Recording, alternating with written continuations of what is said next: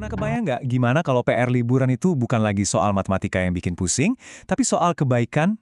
Nah, hari ini kita bakal bahas sebuah ide yang luar biasa dari Indonesia, PR Zakat. Sebuah tugas sekolah yang dirancang bukan buat nguji hafalan, tapi justru buat ngebangun karakter. Cerita kita ini mulainya dari sini nih, di SD Negeri 01 Tenogo, sebuah sekolah dasar di Kabupaten Pekalongan. Justru dari sekolah inilah, sebuah ide yang inovatif banget soal pendidikan karakter itu lahir. Ini loh pertanyaan dasarnya. Para guru di sana tuh mikir, oke, lupain dulu deh esai sama soal-soal matematika. Coba kita tanya, bisa nggak sih satu PR sederhana pas liburan bener-bener bikin anak-anak jadi lebih empati dan punya tanggung jawab sosial? Oke, jadi PR-nya kayak gimana sih? Udah, lupain aja tumpukan buku atau soal yang bikin pusing. Sekolah ini tuh bikin sesuatu yang, wah, jauh lebih bermakna. Sebuah tugas yang rasanya malah kayak berkah, bukan beban sama sekali. Nama programnya aja udah cakep banget kan? Langkah kecil berbagi berkah. Nama ini tuh dipilih sengaja biar kesannya positif, ringan dan penuh arti. Bukan kayak kewajiban yang memberatkan. Nah, yang bikin inisiatif ini makin keren itu karena ini bukan cuma ide iseng satu guru loh. Ini tuh program resmi yang didukung langsung sama Dinas Pendidikan dan Kebudayaan setempat. Ini bukti kalau pendidikan karakter itu emang jadi prioritas. Oke, sekarang kita coba bedah lebih dalam ya. Apa sih filosofi di balik program ini? Soalnya, di balik tugas yang kelihatannya simpel ini, ada gagasan pendidikan yang kuat banget tentang cara belajar yang paling efektif. Intinya itu ada di konsep pembelajaran bermakna. Gini deh, coba bayangin, kita bisa aja baca 100 buku soal cara berenang, tapi kita baru bener-bener ngerti pas udah nyebur ke air kan? Nah, itulah yang mau dicapai sekolah ini. Mereka mau mengubah teori soal rukun Islam yang tadinya cuma tulisan di buku, jadi pengalaman nyata di masyarakat. Filosofi ini tuh tergambar jelas banget di kutipan dari dokumen sekolahnya.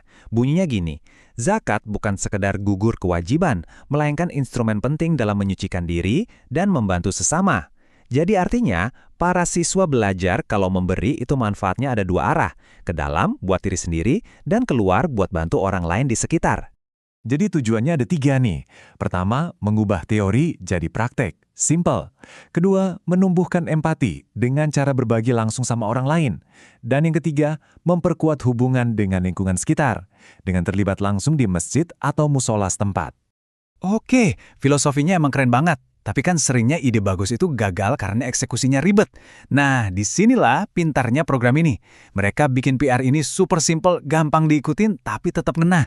Yuk, kita lihat gimana caranya. Caranya cuma 3 langkah gampang.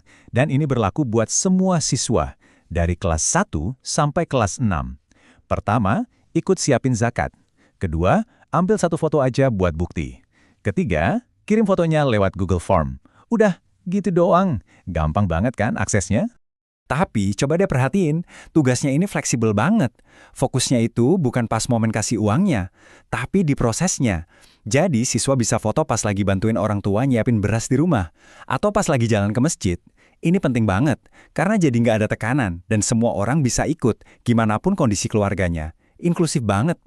Nah, sekarang kita masuk ke bagian yang paling inovatif dan mungkin buat sebagian orang agak kontroversial nih, soal penilaian. Gimana caranya sebuah sekolah ngasih nilai buat perbuatan baik? Apa itu nggak malah ngerusak ketulusannya? Coba kita lihat. Pertanyaan yang susah kan? Kelihatannya mustahil banget ngasih nilai buat amal. Tapi ternyata, sekolah ini nemuin cara yang cerdas banget buat ngelakuinnya. Dan ini dia jawabannya. Lihat deh, rubrik penilaiannya. Ini brilian banget. Mereka sama sekali nggak menilai jumlah zakatnya loh. Yang dinilai itu justru proses dan keterlibatan si murid. Coba perhatiin bedanya. Nilai paling rendah itu kalau muridnya pasif, nggak terlibat sama sekali. Sementara nilai tertinggi itu buat murid yang nunjukin inisiatif tinggi. Wah, ini jenius sih. Nah, ini nih yang ngegambarin perbedaannya dengan jelas. Penilaian ini bisa membedakan mana tindakan yang dilakuin untuk si murid, jadi dia cuma pasif aja, sama tindakan di mana si murid terlibat aktif dan punya rasa memiliki. Itulah inti dari pendidikan karakter yang sebenarnya. Jadi, dari semua ini, pelajaran apa sih yang bisa kita ambil dari ide keren sekolah di Tenogo ini? Ada beberapa poin penting yang bisa jadi bahan renungan kita. Kunci sukses program ini simple. Dia berhasil mengubah pelajaran yang tadinya cuma tulisan di buku jadi pengalaman nyata. Pendidikan yang beneran itu kan emang jembatan antara teori dan praktik. Jadi bukan soal menghafal, tapi soal merasakan langsung. Dan yang paling bikin salut apa?